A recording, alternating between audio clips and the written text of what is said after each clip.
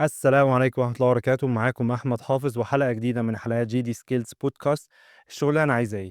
مساحة بنتكلم فيها مع خبراء في مجال ال IT أو تكنولوجيا المعلومات، بنعرف عن فرص عمل جديدة موجودة وليها وظايف، وبنحاول نساعد بيها الناس إن هي ممكن تعرف عن فرص تقدر تتعلمها وتلاقي بيها فرص شغل جديدة. النهاردة معانا بإذن الله تامر العايدي، استراتيجي اند بزنس ديفلوبمنت ليدر في اوراكل. هيعرفنا كتير عن المجال ده، وخصوصا ان هو مجال لسه جديد وهنتعرف عليه. ازيك يا تامر؟ ايه الاخبار؟ ازيك يا احمد؟ اخبارك ايه؟ كله كويس الحمد لله. ايه رايك؟ يلا تعرفنا بيك. يلا بينا. طيب انا اسمي تامر العيدي. يمكن انا اتخرجت في 2001 في تجاره انجليزي، جامعه القاهره. وبعد كده اشتغلت في نقدر نقول في كاستمر، شغال في البيزنس بروسيس اوت سورسنج. كان واحد من الكاستمرز الكبار الحقيقه، اللي كان لسه وقتها بيبي.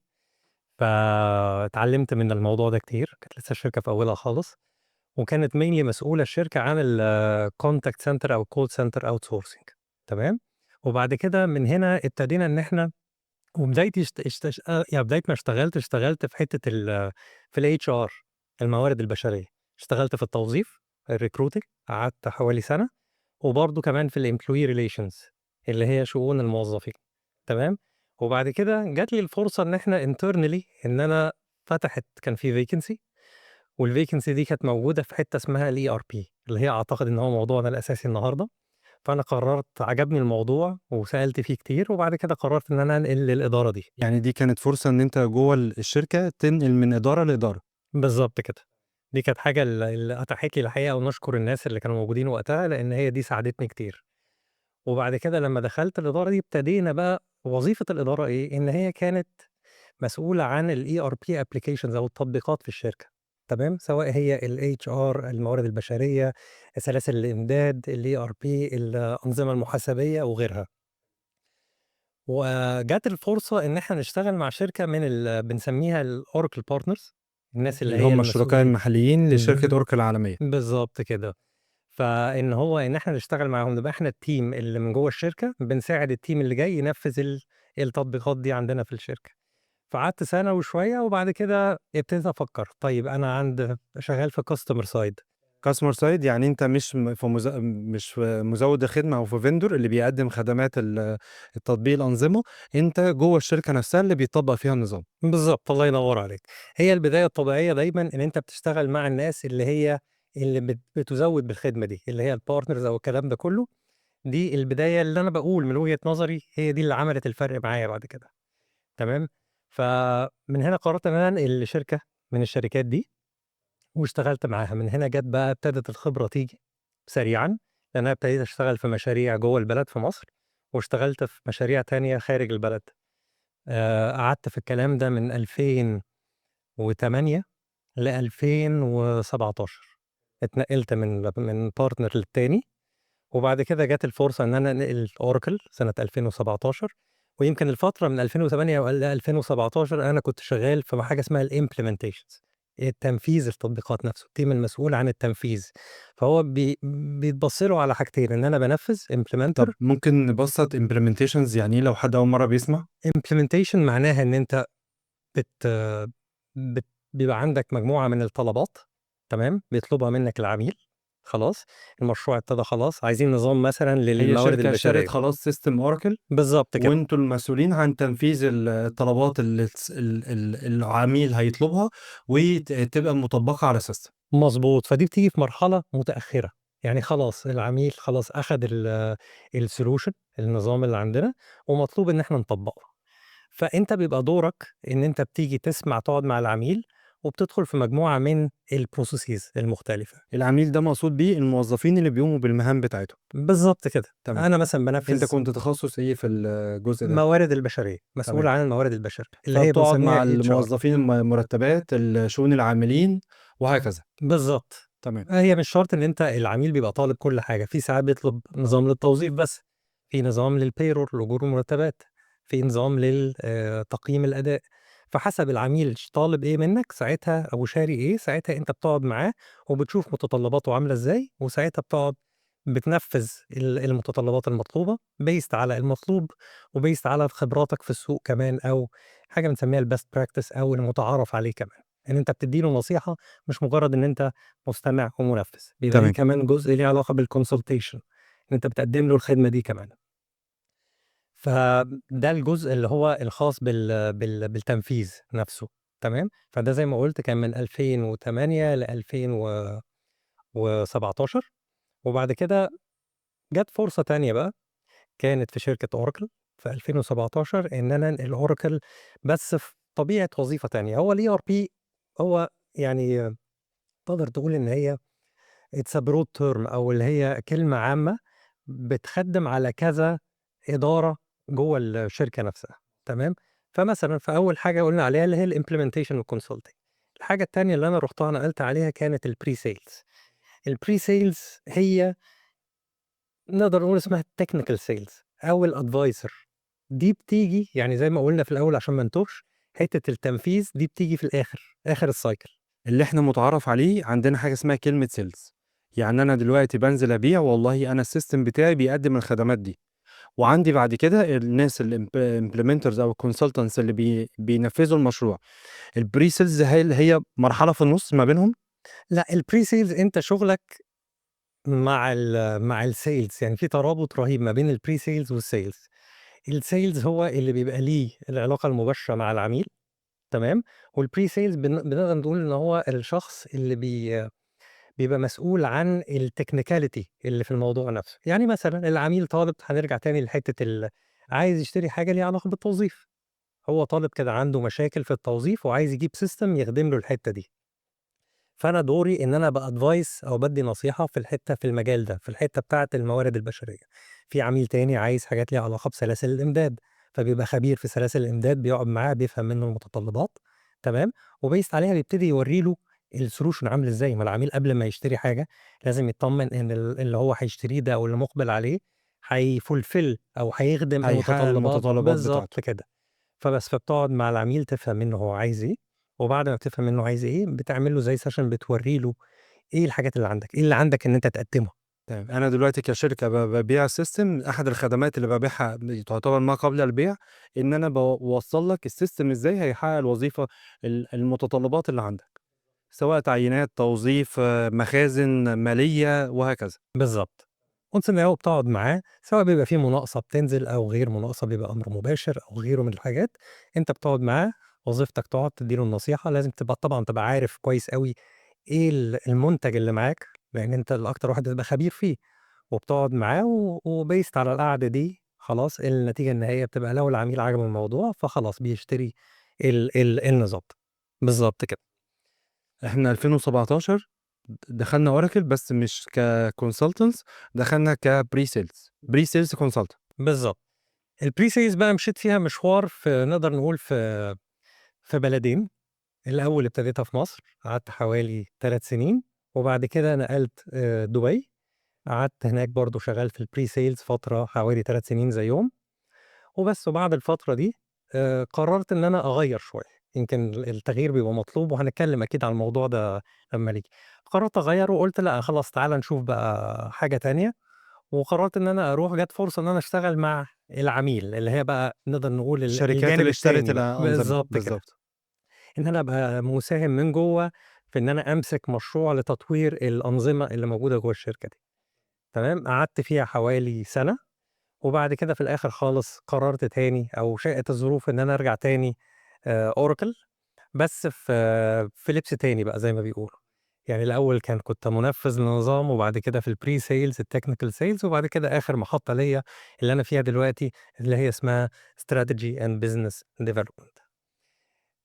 strategy and business development بترجع بقى ورا خطوة، يبقى قُلنا المنفذ ده في الآخر خالص، خلاص إحنا خلاص العميل دلوقتي خلاص اشتغل. إحنا دي الوظيفة الحالية اللي إحنا فيها، بالضبط. هنبتدي بقى نعرف اليوم بتاعي بيمشي إزاي، أو طبيعة شغلي رحلتي بتبقى ماشية إزاي. طيب تمام.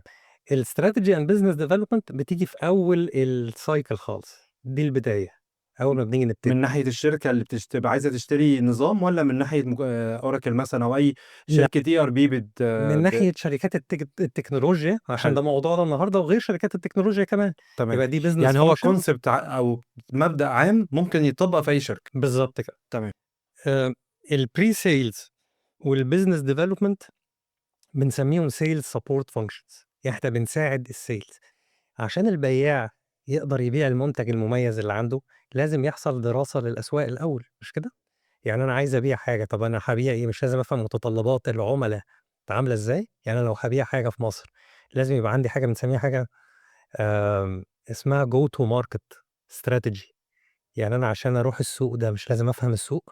السوق ده متطلباته إيه؟ عايز يشتري إيه؟ إيه الحاجات اللي عليها طلب جامد، وإيه الحاجات اللي ما عليهاش طلب؟ ممكن يبقى حاجة عليها طلب جامد في مصر، مش ما عليهاش طلب جامد في دولة تانية في نفس أفريقيا الشيء في أو في الأنظمة، الخليج. يعني طبعًا. مش في المنتجات العادية، نفس الشيء برضه في الأنظمة. طبعًا، مليون المِيّة.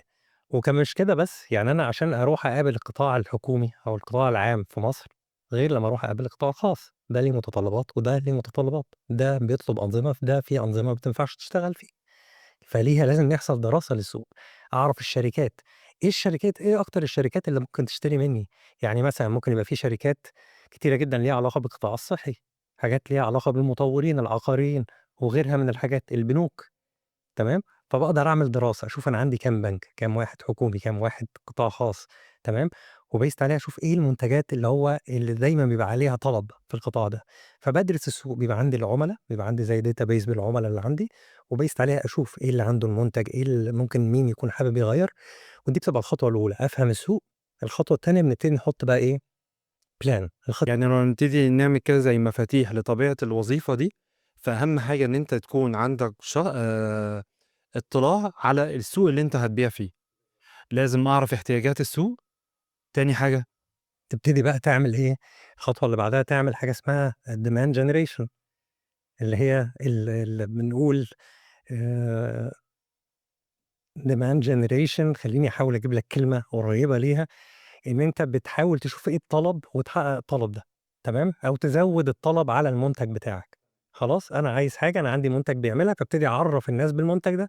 الناس ما تعرفش إن أنا عندي، مش كل الناس تعرف إن أنا عندي المنتجات دي، فبنقعد مع الناس، نقابل العُملا، نقول للعُملا دي هتنفع لهم المنتجات دي، ونروح نتكلّم معاهم. طبعًا بنبقى عارفين، لازم تبقى عارف إيه بنقول طبيعة المصنع والمنشأة والشركة، قطاع خاص، قطاع عام، فيها تصنيع، فيها تجارة وهكذا. طبعًا. بُص، ألِف ب دي نقطة مهمة جدًا اللي أنت قُلتها. أنا عشان أروح أكلّم أي عميل في أي قطاع، لازم أبقى عارف كويس أوي شغله بتبقى عاملة إزاي. طيب إحنا دلوقتي بادئين إن إحنا كنا بادئين في شركة، إحنا كنا في الsupport team أو الteam الداخلي للشركة، بعد كده اتنقلنا إن إحنا بقينا بنعمل implementations consultants لشركات أخرى، بعد كده دخلنا في مرحلة الpre-sales، وحاليًا في مرحلة الstrategy and business development leader. نتكلم بالتفصيل شوية عن الphase اللي إحنا فيها حاليًا. طيب. حتّة الstrategy and business development دي، هي معنية بحاجة اسمها الgo to market strategy. تاني، أنا عشان أقدر إن أنا أبيع أي منتج، تمام، لازم أبقى عارف السوق متطلباته إيه بالضبط. ما ينفعش إن أنا أروح أبيع كل حاجة لنفس الأسواق بنفس كل حاجة، لازم أبقى فاهم الأول كل سوق عايز إيه بالضبط. تمام، مش بس كل سوق، يعني أنا باجي أتكلم على مثلًا السوق في مصر، أنا عايز أعرف القطاع الخاص عايز إيه، القطاع العام عايز إيه. كل واحد بيبقى ليه متطلبات، وكل واحد بيبقى ليه نقدر نقول restrictions معيّنة على الحاجات اللي هو بيقدر ياخدها. قيس كده على البلاد كمان، يعني لمّا باجي إن أنا أروح أكلم الclients في مصر، غير لمّا أكلم الclients في أي بلد في أفريقيا، غير في الخليج، غير في أوروبا، غير وغير وغير. تمام، ف فأنا بالتالي أول حاجة إن أنا باعرفها إن أنا بابقى عارف السوق بتاعي زي ما إحنا قُلنا. وبقيس لمّا بتعرف السوق كويس، بتعرف إزاي تapproach السوق، صح؟ تعرف إزاي أنا خلاص عرفت السوق كويس أوي، أقدر إن أنا أدخل في مرحلة الplanning. وبعد كده بنتكلم في حاجة اسمها مهمة جدًا، اسمها demand generation. إزاي أخلق الفرصة دي.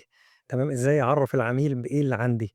تمام، أروح أقابل العملا، أشرح لهم إيه الvalues اللي عندي أو الpropositions اللي عندي، إيه اللي هياخدوها، هيحصلوا عليها نتيجة إن هم عندهم المنتج ده.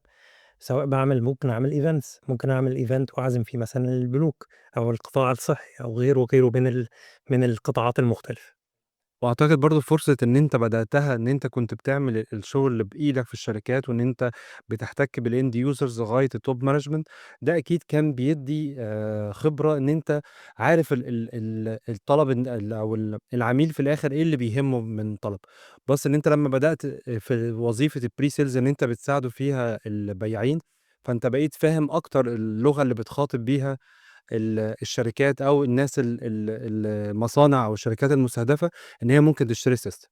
مضبوط مليون في المِيّة، دي نقطة يمكن دي أهم نقطة حابب إن أنا أتكلّم فيها. طبعًا في استثناءات، بس أنا هاقول على التطوّر الطبيعي بيحصل إزاي. التطوّر الطبيعي إن أنا لمّا باجي أبتدي يبقى أنا بابقى شايف وجهة نظري وغيري كمان بيبقى عنده نفس وجهة النظر دي، إن أنا أبتدي في عملية التنفيذ الimplementations دي بتبقى أهم حاجة ليه؟ لإن دي نقدر نقول إنها أكتر مرحلة تفصيلية. أنا عشان أقدر أنفّذ الimplementation دي أو النظام تطبيق النظام في الشركة، لازم أبقى عارف تفاصيل كتيرة جدًا. إزاي أنا أقدر أنفّذ أنا باعمل العملية دي إزاي هنا، وباقدر أنفّذ دي إزاي هنا والكلام ده كلّه. فدي بتدّي لك خبرة كويسة جدًا، بتبقى عارف من أول المنتج لآخره بيتعمل إزاي، خلاص، تيجي تعملها مرّة و2 و3 خلاص الexperience بتاعتك بتبتدي تعلى وتعلى بسرعة رهيبة. ويمكن أنا دي هتاخدنا لنقطة تانية، يمكن أنا لمّا ابتديت كانت حاجة من التحديات اللي عندي، إن أنا ما ابتديتش في الشركات اللي بتنفّذ اللي هي الOracle partners أو الpartners عمومًا لأي من شركات التكنولوجيا اللي بتروح تنفّذ النظام. أنا ابتديت من الناحية التانية، بالعكس، في الحتّة اللي هي علاقة من الcustomer side خلاص. فيمكن أنا نصيحتي للناس إن هو لو دخلوا المجال ده يبتدوا يدخلوا في حتّة الimplementation دي نقطة مهمة جدًا. هم مش هيتخيّلوا سرعة الخبرة اللي هتيجي لهم هتبقى عاملة إزاي، دي هتأثّر جدًا، جدًا، جدًا في مسارهم throughout يعني الcareer بتاعهم. تمام. طيب آآ ادّينا مثال مثلًا لو أنا دلوقتي أنا لسه داخل المجال باعمل implementation، ادّينا مثلًا حاجة من التحديات اللي أنت كنت قابلتها قبل كده. أنا لسه داخل المجال وباعمل implementation آه، يمكن يمكن الحاجة الأساسية اللي بتبقى عندك في الأول هي نقدر نقول سهولة الحصول على على المعلومة، سهولة الحصول على المعلومة. المعلومة أسهل من إن أنا أجيبها وأنا جديد؟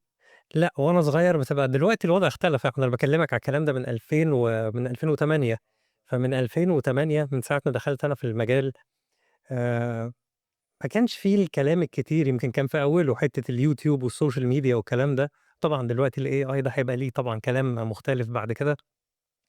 كنت الأول بتعتمد أكتر على ويا ريت بقى اللي حظه حلو أوي اللي يبقى عنده mentor أو حد تقيل معاه يعلمه الموضوع ده كله، تمام.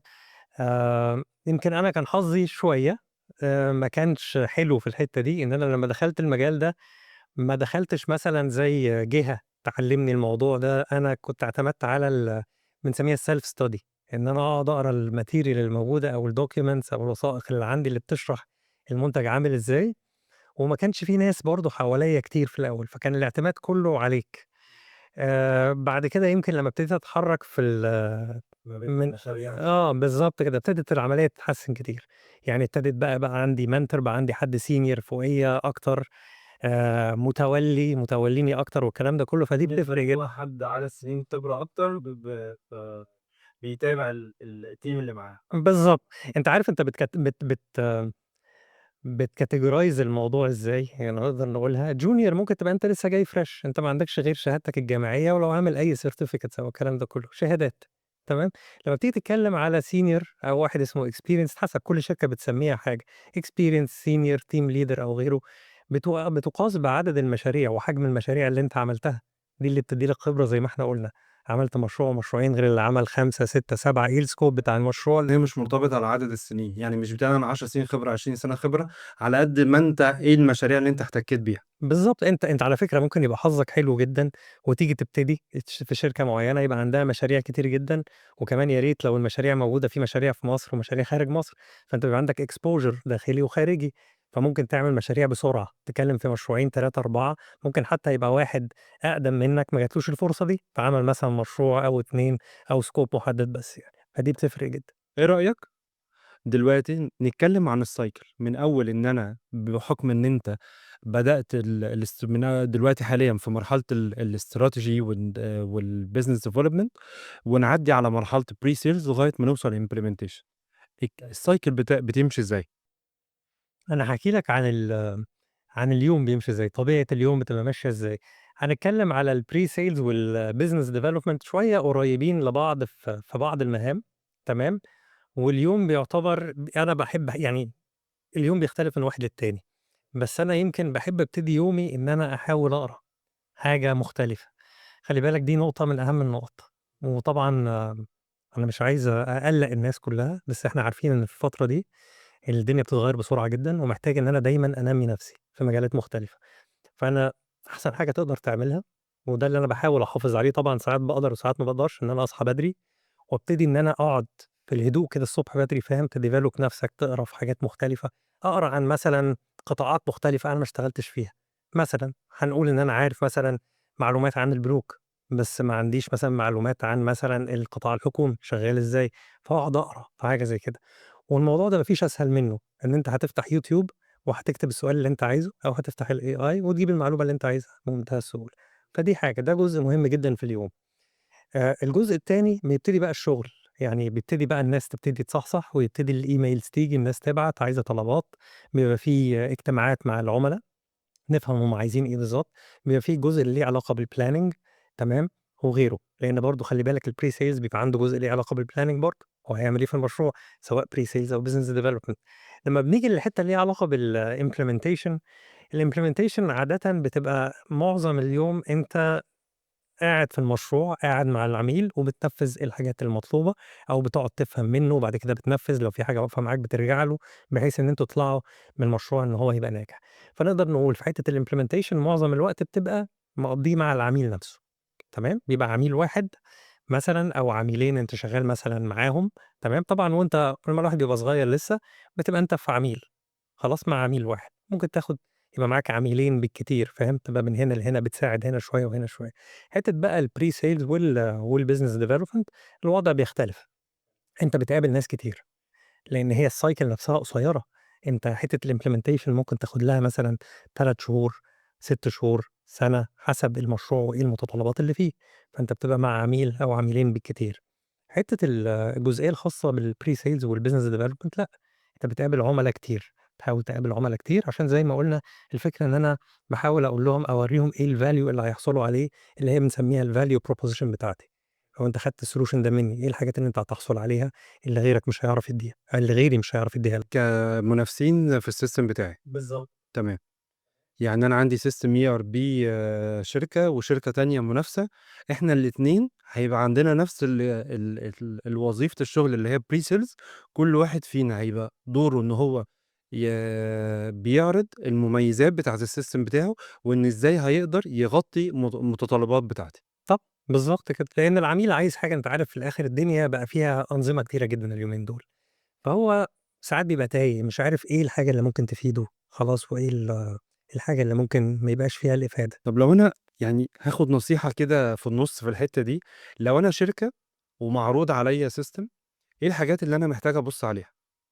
لو أنت شركة ومعروض عليك system. system وجاي لي الشباب pre-sales بيعرضوا عليّا system، أنا بقى كنصيحة كده في النُص كده للشركات. طيب أنا هاقول لك أول حاجة، لو أنت دلوقتي شركة وعايز system، فأكيد عايز الsystem لسبب، مش كده؟ أكيد عندك مشكلةً ما أنت عايز تحلها. عندك لمّا الشغل بيتعمل الشغل الورقي أو الحاجة بتتعمل manual، خلاص ما فيش system عليه، فأنت مش عارف تcontrol الدنيا كلّها، فممكن تبقى أنت بتخسر حاجات كتير أو ما بتعملش الحاجة بالطريقة المناسبة، تمام؟ فأنا طالما عايز حاجة، فأنا عايز أحصل منها على حاجة، أنا نتيجة الsystem ده أنا عايز أبقى أعمل الprocesses بتاعتي أو الطريقة اللي أنا باعمل بيها الشغل اليومي عندي في القطاعات المختلفة بالطريقة الملائمة، بنسميها بالbest practice، بنpromote، بنسمي حاجة اسمها efficiencies أو الeffectiveness، إن أنا أعمل الشغل بأبسط مجهود، صح، وأبسط تكلفة، مش هو ده مفهوم الموضوع؟ وده اللي الAI طبعًا اللي هييجي بعدين هنتكلم فيه، هو ده اللي بيعمله بالضبط، تمام؟ فهي دي الدنيا في الحتة دي، الدنيا بتتم بالطريقة دي. تمام. طيب لو رجعنا تاني بقى للpre-sales، أنا دلوقتي سمعت عن الpre-sales واتحمست جدًا، هل لازم إن أنا أكون خدت career زيك؟ يعني say مثلًا أنا عارف أنت ولادك ما شاء الله دلوقتي في سِن الجامعة، هل هم دلوقتي عشان يقدروا يروحوا على وظيفة الpre-sales لازم أكون بدأتها بالimplementation والconsultants، والّا أنا حاليًا دلوقتي ممكن أبدأ الcareer بتاعي على طول مباشرةً as a pre-sales consultant؟ بُص، أنت تقدر تعمل اللي أنت عايزه، في flexibility رهيبة جدًا في الوظايف دي، بس أنا بابقى شايف ده وجهة نظري، قد حد تاني يختلف، ممكن حد تاني يختلف فيها معايا، إن أنا عشان أدخل في حاجة وأكلم عُملا كتير وعُملا كبار وبنكلم positions تقيلة، الصح إن أنت تاخد الموضوع من تحت، يعني تفهم الموضوع كويس أوي، تجيب آخره، بحيث إن أنت بعد كده ده ياخدك للحتّة بتاعة الpre-sales. الpre-sales أنت مش بتبقى مطالب إن أنت تبقى متعمق أوي، أنت بتبقى طالب إن أنت تبقى عندك خبرات. خلّي بالك كpre-sales أنا مش بس باعرض منتج، أنا بانقل خبراتي للعميل. يعني مثلًا لو هنتكلم على مثال التوظيف، وأنت دلوقتي بتعرض الsystem بتاع التوظيف، آه. أنت مش بتعرض الsystem بس، مش بتقول إن أنا عندي طلب توظيف وعندي بعد كده التعيينات بتتم إزاي، صح؟ أنت بتشرح ال من أول الطلب عندي خالص بيمشي إزاي كbusiness. أنا باشرح الprocess كلّها بتبقى شكلها عامل إزاي، هتبقى شكلها عامل إزاي بالنظام بتاعي، وإيه الvalue اللي هو هياخده من الموضوع ده، مش بس إن أنا باشرح الprocess وبافتح الشاشات واقعد أورّي، لأ، هو لازم زي ما باقول لك هو عنده مشكلة، فأول حاجة لازم أحل له المشكلة. يعني أنا مش هاقول له مش هاورّي له حاجة شكلها حلو مثلًا فقط، مش بنتكلم في حاجة زي كده، الأنظمة كلّها بقت متطوّرة، الفكرة كلّها إن أنا أقول له إن دلوقتي المشكلة اللي عندك الفلانية دي هتتحل بالطريقة دي، وبالتالي لمّا تتحل فأنت ده ممكن يوفّر لك المبلغ الفلاني والجهد وغيره، وغيره من الحاجات كلّها. وأنا باشوف كمان الpre-sales مهم جدًا إن هو يبقى عنده خبرات ينقلها للعميل، خبرات العُملا التانية بيعملوا حاجة إزاي. على سبيل المثال العميل الفلاني ده بيعمل حاجة بالشكل ده، بتفتح له برضه التفكير على إزاي الحاجة لو هو بيعملها بطريقة، في طرق أخرى ممكن إن إحنا نتّبعها برضه. لو رجعنا تاني لموضوعنا، أنا أفضّل تاني إن إن أنا أبتدي كimplementation. هي دي أكتر فترة كمان بيبقى فيها بهدلة، عايزة حد صغير كده وفي جهد كبير، وبيبقى فيها سفر كتير والكلام ده كله، بيقابل عُملا مختلفة في بلاد مختلفة، فدي نصيحتي. في ناس بتبتدي على طول كpre-sales وفي ناس ناجحة برضه، فما فيش مشكلة خالص في الحتّة دي. طيب هل معنى كده إن لو هنقول بقى الskills أو المهارات اللي لازم تبقى عندي، فحاجة دي في أول حاجة في pre-sales إن أنا لازم أكون شخص بجيد التعامل مع الناس، باقدر أعمل presentation، باقدر أتكلم مع الناس بدون مهاب الناس. هل أنت عندك تجارب عن ناس كان عندهم العكس، عندهم رهاب اجتماعي أو ما بيحبوش يتكلموا مع الناس كتير، وفجأة آآ مع طبيعة الشغلانة دي اتحوّلت الحاجة اللي هو كان نقطة ضعف عندي أو حاجة ما باحبهاش أوي، بقت قوة نجاح؟ آه طبعًا. أنا واحد خُدني أنا على سبيل المثال، أنا واحد من الناس أول ما ابتديت كنت باخاف طبعًا أتكلّم مع الناس، ما باحبش أتكلّم مع الناس، ما باحبش أتكلّم قدّام جماهير كتير، تمام. وكان بالنسبة لي لمّا يطلب منّي طلب زي ده كنت بابقى قاعد يعني ما بانامش بالليل. ف يمكن الموضوع ده اتغيّر إزاي، وده دليل على إن كل حاجة ممكن تتطوّر بسهولة جدًا، حتى لو أنت حاجة بالنسبة لك أنت شايفها تقيلة عليك أو صعبة، مع الوقت ممكن تتغيّر وتبتدي تحبها وتبتدي تطلبها، تمام. فهو أهم حاجة لو أنت بتتكلّم على بُص قاعدة عامة، بصرف النظر عن الوظيفة، طالما أنت بتخاطب عميل لازم تبقى واثق جدًا وأنت بتتكلّم معاه، ولازم وعشان تبقى واثق ما حدش بيبقى واثق كده لله في الله، لازم يبقى عندك الخبرة ولازم يبقى عندك الknowledge، فكل ما بتقرا بتبقى عارف الدنيا فيها إيه، دي اللي بتدّي لك الثقة، فبالتالي وأنت بتتكلّم بتبقى عارف إن أنت لأ، ده أنا عندي معلومات قوية وأنا تقيل، فأعرف أتكلّم بأريحية مع العميل. ولمّا العميل بياخد باله إن أنت واثق من نفسك جدًا وعندك الخبرة وبتنقل له خبرات الناس، بيبتدي يسمع، تمام. ودي بتبقى نقطة التحوّل المهمة جدًا في الموضوع. طيب ده ينقلني لسؤال في المسمى الوظيفي، إحنا بنتكلم على consultant أو استشاري. الكلمة دي شوية بيبقى في مصر ليها معاني هندسية، يعني لازم أكون راجل مهندس وبقى لي 10، 20 سنة أو 30 سنة كمان عشان آخُد لقب استشاري، في حين إن مثلًا المجال ده بيدّي من أول يوم كلمة استشاري. أنت شايف هل فعلًا إن ممكن يبقى حد لسه واخد الكورس أو بدأ في المجال بينطبق عليه كلمة استشاري؟ والله إحنا بنسمّيها بُص أنا هاقول لك في جانب للموضوع، يعني هي ما بيبقاش استشاري أوي، يعني استشاري لو واحد لسه صغير هاستشيرك ليه وأنت لسه صغير فاهم، لازم يبقى عندك خبرة، فإحنا بنسمّي ده الconcept بييجي بقى الفرق ما بين الimplementer إن أنا بانفّذ وconsultant إن أنا باستشيرك، يعني أنا مش بس بانفّذ لأ، ده أنت لمّا تقول لي يا أحمد أنت العميل وتيجي تقول لي أنا عايز دي بالطريقة دي، أقول له لأ، ده عندي طرق تانية قد تكون أنسب لك. إنما المنفّذ نَفْسه هو هيسمع منّك وهينفّذ على طول، لإنه ما عندوش الخبرات اللي يقدر ينصحك بيها، وكمان الخبرات دي بتختلف على فكرة حسب أنت اشتغلت فين، يعني أنا ممكن آجي أشتغل في مصر، أروح أشتغل مثلًا في سوق تاني، خلاص أنا ما عنديش خبرة السوق التاني، ما اشتغلتش في شركات، فمش عارف الطبيعة عاملة إزاي، مش عارف الculture هناك عامل إزاي، فبالتالي أنا ما أقدرش أعمل consulting هناك. أعرف أحسن الحاجات بتتعمل إزاي، الحاجات العامة بتتعمل إزاي. مثلًا لو هنيجي للتوظيف، إزاي الcycle بتاع التوظيف بيحصل في العالم كله. بتبقى ليها علاقة مثلًا زي ما باقول لك من قطاع لقطاع تاني مختلفة، قطاع الطيران، قطاع الصحي، قطاع الحكومي مختلفة. إنما أهم حاجة لازم تبقى عندك زي ما باقول، لازم تبقى عارف أو يبقى عندك شوية خبرة على الأقل عشان تبتدي تعمل الconsulting ده. أول ما بتبتدي بتبقى أكتر بتاخد المسمى implementer. حلو أوي. طيب أنا دلوقتي متحمس إن أنا أدخل المجال ده. إيه هي الخطوات العملية اللي أقدر أبدأ بيها؟ وحاجة تانية برضه قبل ما أدخل هل لازم أكون خريج مثلًا هندسة computer science بحكم إن أنا باتعامل مع system والّا ممكن أبقى خريج كليات تانية، كليات أدبية، كليات ممكن يكون معيش شهادة جامعية حتى وأقدر أدخل المجال ده والّا لأ؟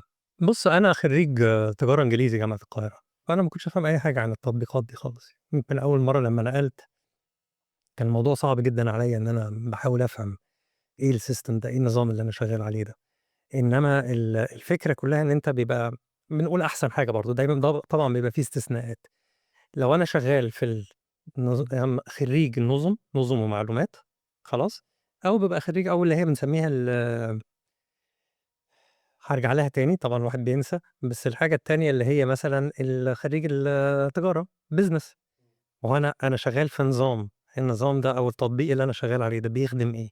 بيخدم المشتريات، الموارد البشرية، المحاسبة، صح؟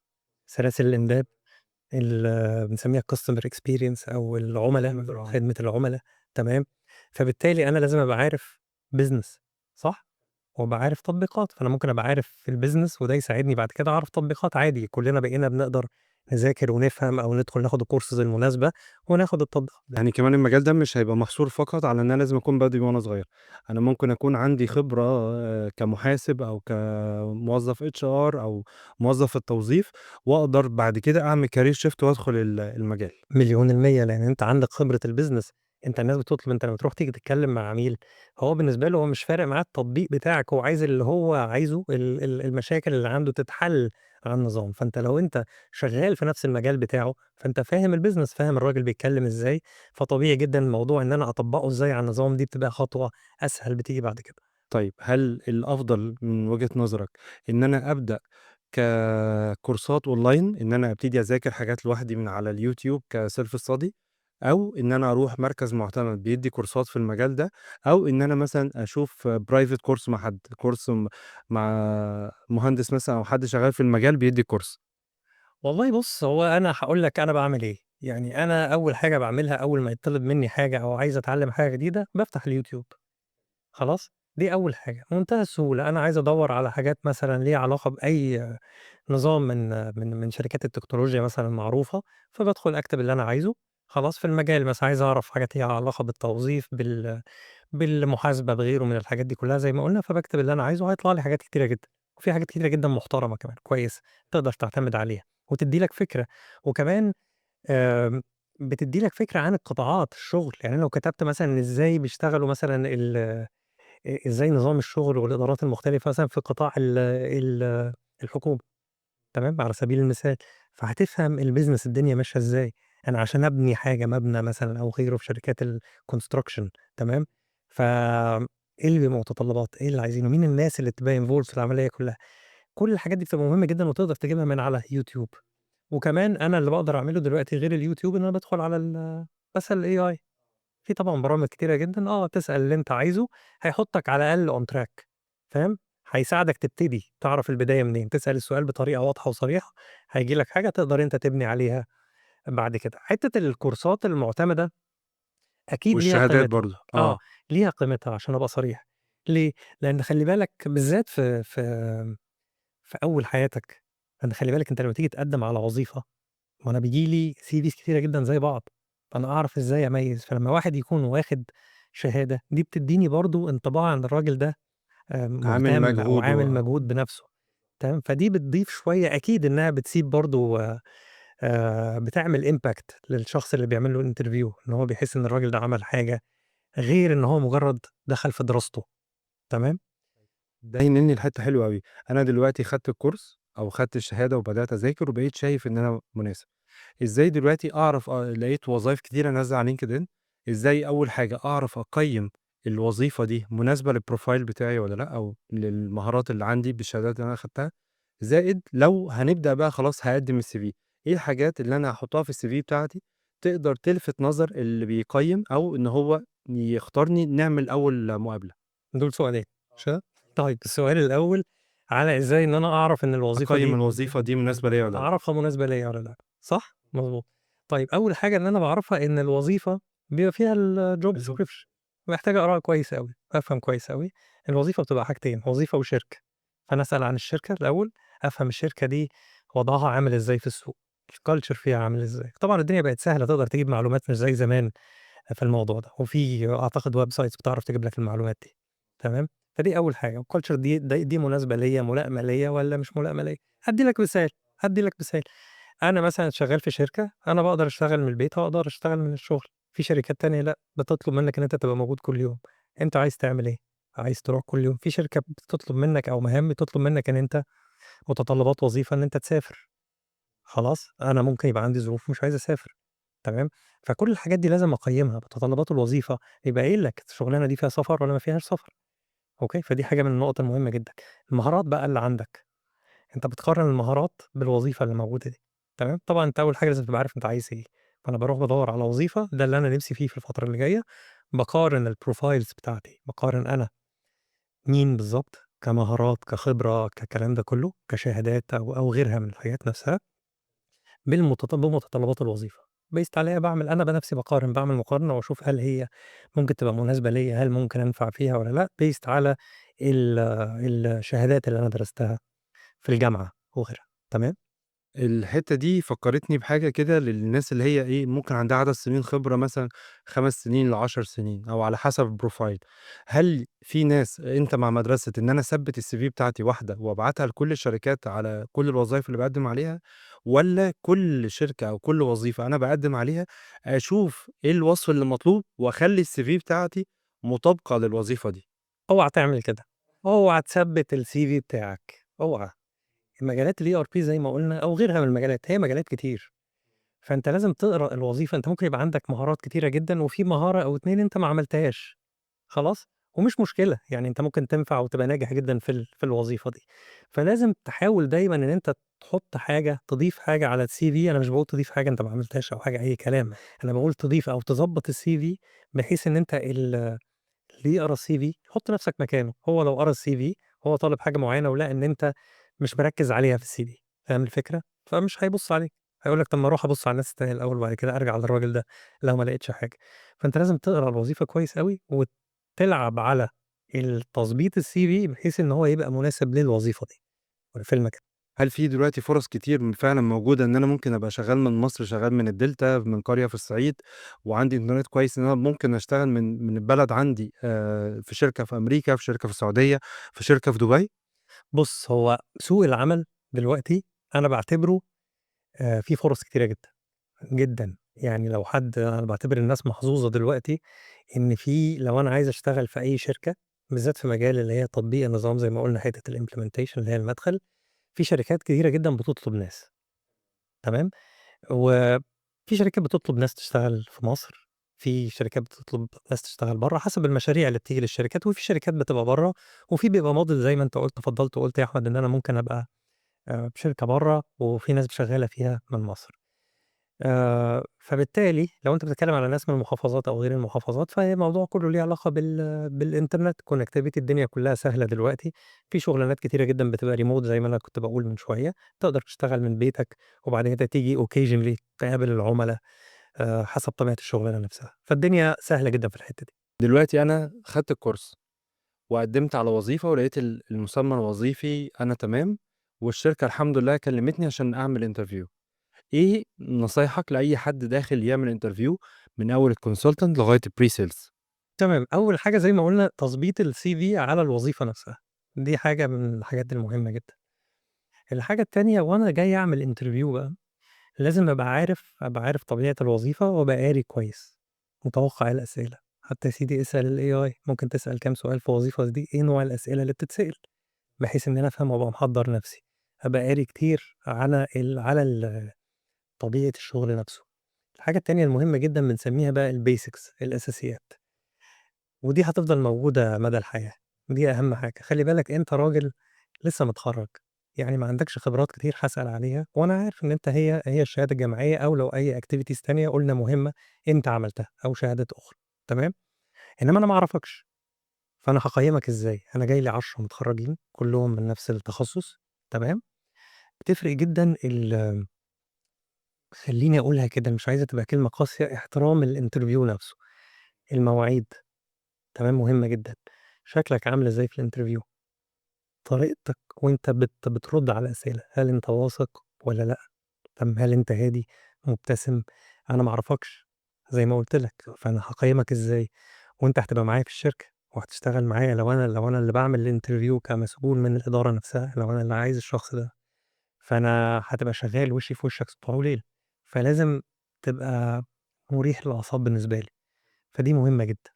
خلاص، الخبرة والعلم والكلام ده كله مهم جدًا، بس الattitude أسلوبك عامل إزاي ده مهم بنفس النسبة، تمام؟ طيب إحنا هنا هنقسّم برضه دورين، أنا عندي دور إن الشخص ده هيشتغل في شركة في مصر بينزل يداوم كل يوم. طيب لو أنا عندي بقى أخلاقيات تانية لازم برضه أبقى مراعيها لو أنا شغال remotely شغال مع دولة تانية، شغال في إيه الحاجات برضه اللي المفروض آخُد بالي منها؟ طبعًا أنت غالبًا الشغل اللي ليه علاقة بالimplementation أو حتى الpre-sales والbusiness development معظم الشغلانات دلوقتي، أنت بيبقى عليك مجموعة من الحاجات مطلوب إن أنت تخلّصها. حتّة إن أنا أبقى قاعد فوق راس الشخص نَفْسه، تمام، وأشوفه ده جِه إمتى وما جاش إمتى والكلام ده كُلّه، أنا شايفها في قطاعات معيّنة زي التكنولوجيا المعلومات فيها flexibility، مش زي مثلًا القطاع الحكومي أنا مطالب إن أنا أبقى موجود في ميعاد ما وأمشي في عنديش ميعاد بصمة أو وكده، أنا عندي آه، مرونة في المواعيد بالضبط، وفي شغلانات بتبقى طبيعتها إن أنا باقابل عُملا، فلازم أبقى موجود من أول يوم لآخر اليوم ولابس بدلة ومضبّط نَفْسي. إنما في الشغلانات اللي زي دي أنا مطلوب منّي مجموعة من الحاجات إن أنا أعملها، والحاجات دي باقدر إن أنا ليها قياس، وحدة قياس، أقدر أعرف الراجل ده المفروض إن هو كان ياخد حاجة يخلّصها في الوقت الفلاني، خلّصها والّا ما خلّصهاش. فحتّة إن أنا يبقى هو موجود بقى مستخبي أو قاعد قدّامي، ما ممكن يبقى قاعد قدّامي وفاتح اللابتوب ومش شغال، أو الproductivity بتاعته بطيئة جدًا، فهو مش بيفيدني. فأهم حاجة إن أنا يبقى عندي زي goals إن أنا أقدر أحدد كmanagement في الشركة goals خلاص، وإن أنا أقدر بس أتابع الراجل ده خلّص، أتابع معاه هو المفروض يخلّص دي إمتى، طب هو وصل لفين، وبس كده. أنا شايف دي من أهم الحاجات اللي موجودة دي كأنها أخلاقيات العمل عن بُعد أو أخلاقيات الremote working. بالضبط، وقيس الفترة دي ما هو غصبٍ عننا كلنا لو تفتكر فترة الكوفيد، ما إحنا كلنا كنا واقعين في الموضوع ده، هتعرف تشوف مين صحي والّا مين ما صحيش، مين شغال والّا لأ، ما لهاش محدد يعني، فبتقدر تحدد بالشغل اللي هو عمله. حلو. وده برضه هينطبق على من أول ما أنا باعمل المقابلة، سواء باعمل مقابلة لشركة برّه، برضه أبقى ملتزم بميعادي، لو مطلوب منّي إن أنا أبقى قاعد في مكان إنترنت فيه stable أو مستقر عشان أقدر الاتصال ما يفقدش منّي، لو مطلوب منّي إن أنا في أول مرّة هافتح الكاميرا، برضه أبقى مراعي نفس الأخلاقيات. دي نقطة مهمة جدًا فتح الكاميرا. دايمًا في المجالات دي يُحبذ دايمًا إن أنت تفتح الكاميرا وتبقى دايمًا جاهز، خلاص باين إن أنت قاعد شغال وبتقابل ناس يعني، فلازم يشوفوك بطريقة برضه حلو أوي. كويسة. طيب أنا دلوقتي باشتغل محاسب، باشتغل شؤون عاملين، باشتغل أمين مخازن أو حاجة، وشُفت الشباب اللي جُم بيعملوا الimplementation عندنا، وأنا شايف إن أنا عندي خبرة في الbusiness أو خبرة في الحسابات، خبرة في التعيينات، وحابب إن أنا أدخل المجال ده، بس أنا مش هينفع إن أنا أسيب الشغل دلوقتي. الوقت المتوقع إن أنا أبتدي مثلًا أذاكر عليه لوحدي أو على كورسات يوتيوب أو باحضر كورس مع حد، في المتوسط بيبقى قد إيه؟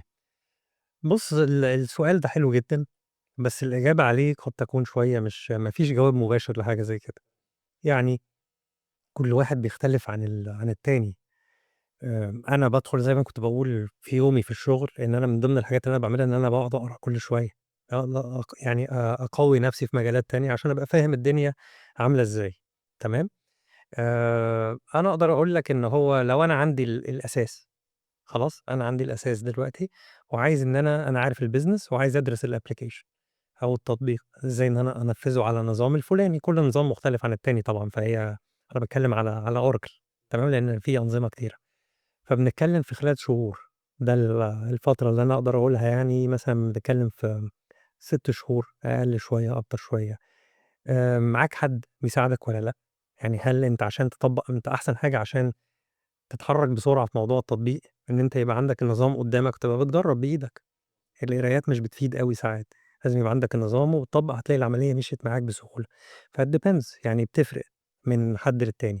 أنا عندي إمكانية في نظام أقدر أدخل عليه، في حد يقدر يساعدني يفهّمني الconcept بتاعة التطبيق نفسه والّا لأ، تمام؟ فهي أنا باقيّمها من خلال يعني قُل مثلًا 6 شهور، أقل شوية، أكتر شوية. أنا كتامر هاتكلم عن نفسي، أنا بتاخدني شوية وقت إن أنا أدخل في حاجة جديدة، ممكن تبقى تقيلة على قلبي شوية، فآخد شوية، خصوصًا المواضيع ما بتبقاش إيه، أنت مش عمّال بتقرا حاجة للحياة، أنت بتقرا حاجة مثلًا application، إزاي أدخّل الموظف، إزاي أعمل المخازن، المشتريات، الكلام ده الله كله. ينور عليك، فما هياش حاجة يعني مش مادة تسلية، هي مادة علمية. فأنا باقول لك يعني حوالي 6 شهور كده، أكتر أو أقل شوية، وit depends على الشخص نفسه كمان. طيب لو إحنا بعد الحلقة دي في 2 اتفرّجوا على الpodcast وعجبهم واتحمّسوا وذاكروا، عندي واحد fresh لسه مخلّص الكلية بتاعته أو كان وهو في الكلية بيدرس واهتم واشتغل، وبرضه في نفس الوقت معايا حد خبرة 10 سنين اتفرّج واتحمّس ودخلوا. دلوقتي بقى عندي وظيفة نازلة طالبة حد من سَنة لسنتين خبرة أو هنقول يعني ال هنقول خبرة على السيستم مثلًا سَنة.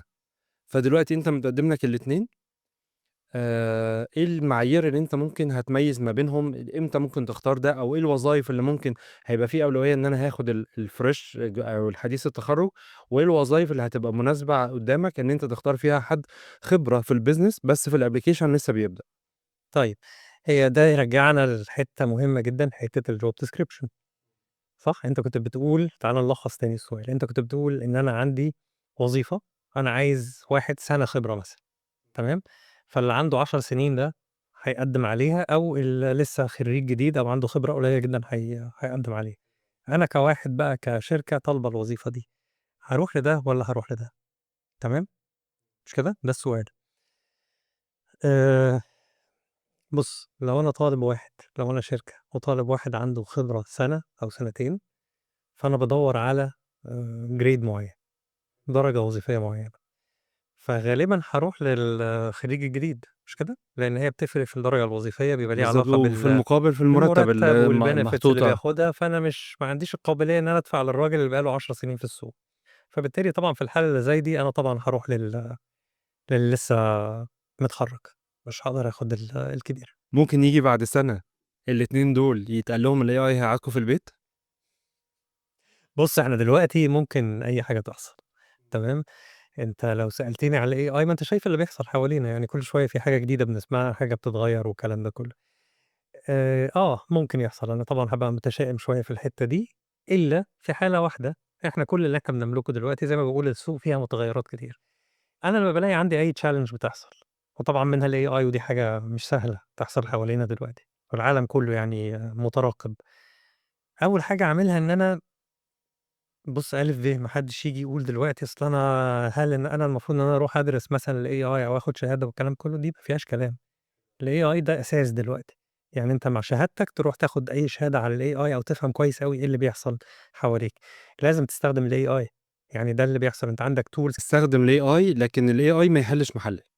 ما هو أنت لازم أنا هاحكي لك على قصة إنه يحل محلك دي، إزاي الناس بتفكّر فيها، بس لازم تستخدم الAI لسبب مهم جدًا. هو الAI فايدته إيه؟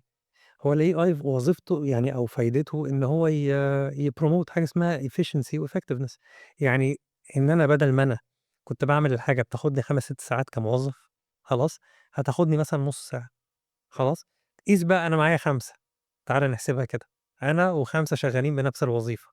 كنا الأول بناخد الحاجة بتاخدنا كل واحد 4 ساعات، 5 ساعات عشان يعملها، وساعات أيام.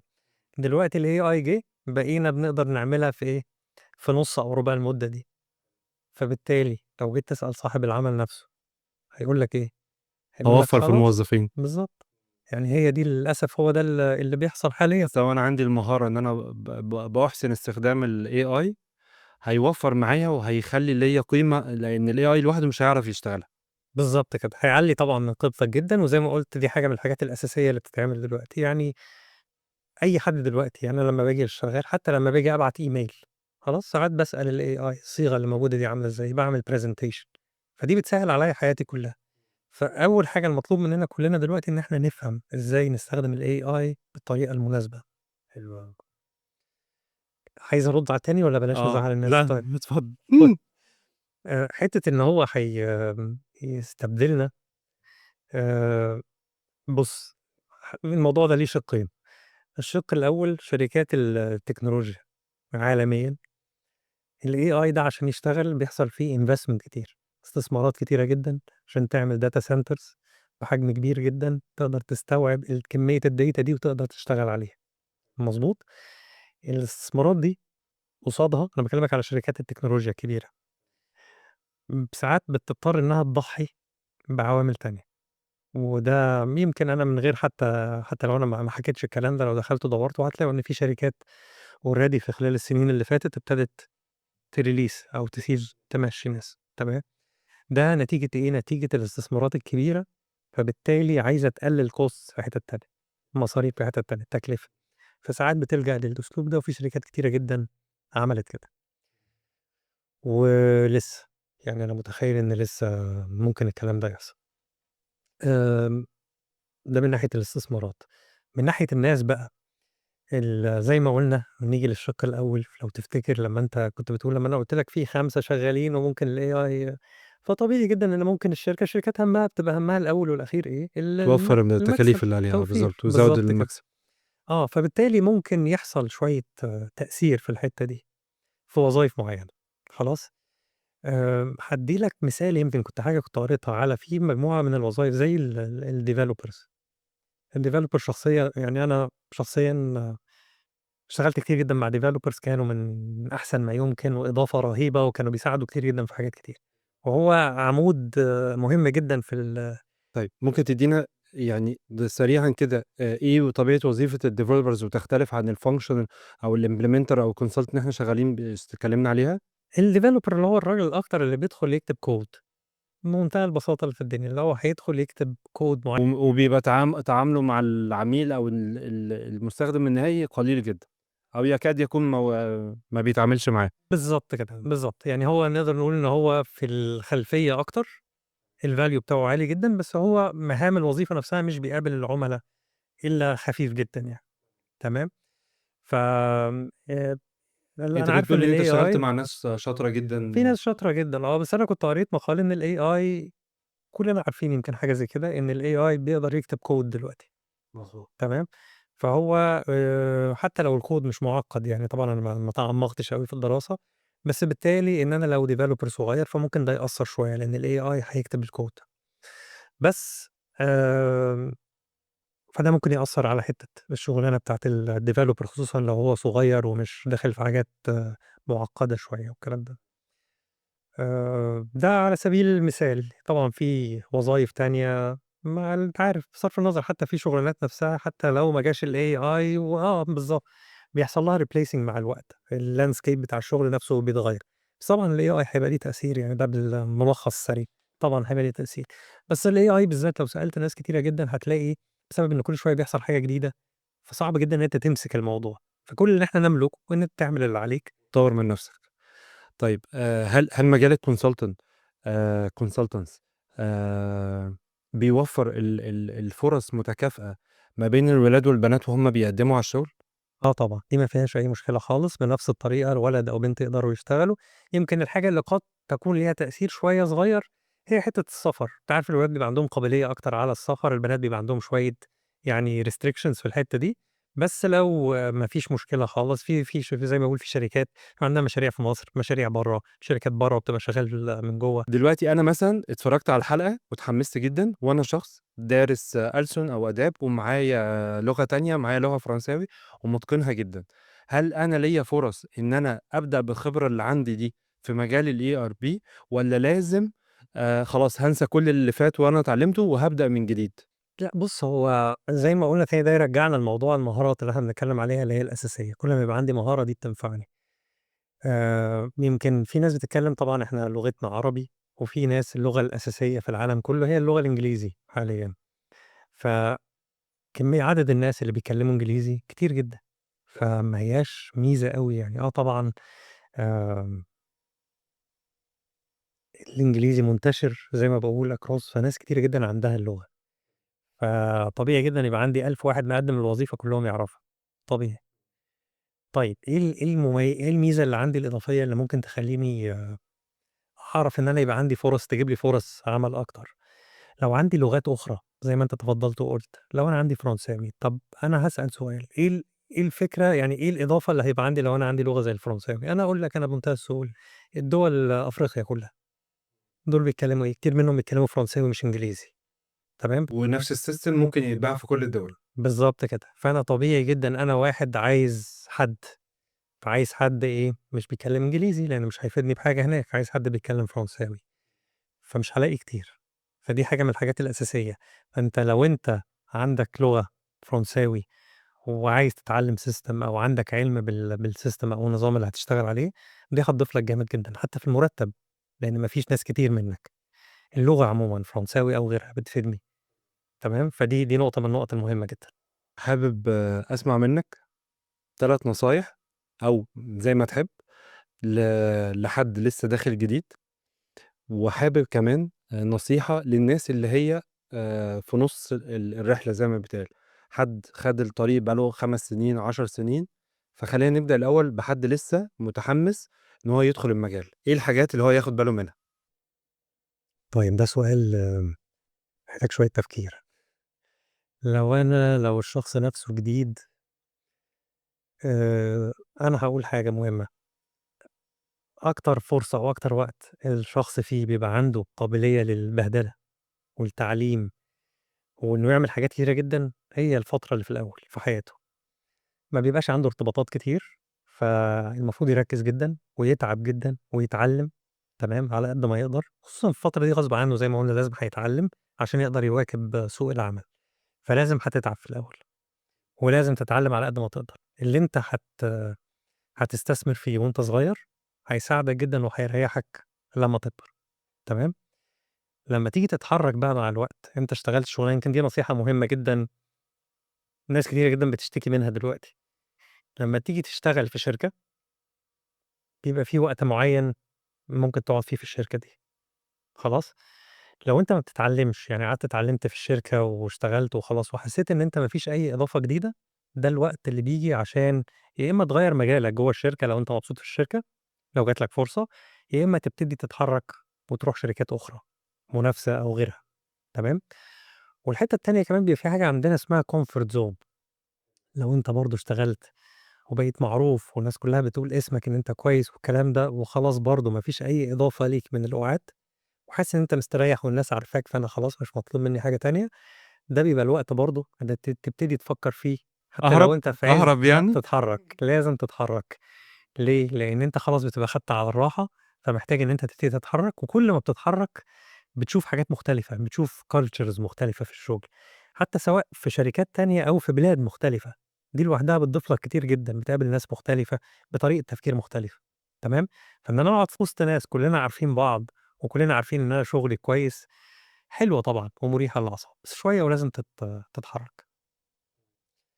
بالنسبة لو أنا كبير، تمام شوية، بنتكلم مثلًا في حد خلاص اشتغل فترة كبيرة جدًا، آآ، أنا باقول له إن هو ممكن في أي وقت إن أنت تتعلّم حاجة جديدة برضه، ما فيهاش أي مشكلة، يمكن كتير مننا بيبقى خلاص بقى يقول لك لأ ما أنا خلاص، ما أنا خبرة في واسم الcomfort معروف، zone بقى، دي مرحلة الcomfort zone. ما فيش بقى دلوقتي حاجة اسمها إن أنا أستريّح على الكبار وعلى الصغيّرين، لإنه ما أنت شايف الاتجاه اللي ماشي في العالم، الدنيا ماشية بسرعة جدًا dynamic الدنيا مش stable في حتت كتير، فلازم إن أنا دايمًا أبقى باطوّر من نفسي لآخر لحظة، وهتلاقي كمية حاجات تتعلّمها وحاجات جديدة بتظهر كتيرة جدًا، فأنت عندك مجال كتير برضه للحتّة دي.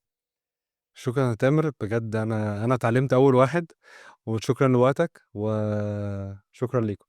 أتمنى لو الحلقة عجبتكم ما تنسوش تشاركوها مع ناس ممكن تفيدهم بإذن الله، ما تنسوش اللايك والشير والسبسكرايب، أشوفكم في حلقة جديدة بإذن الله.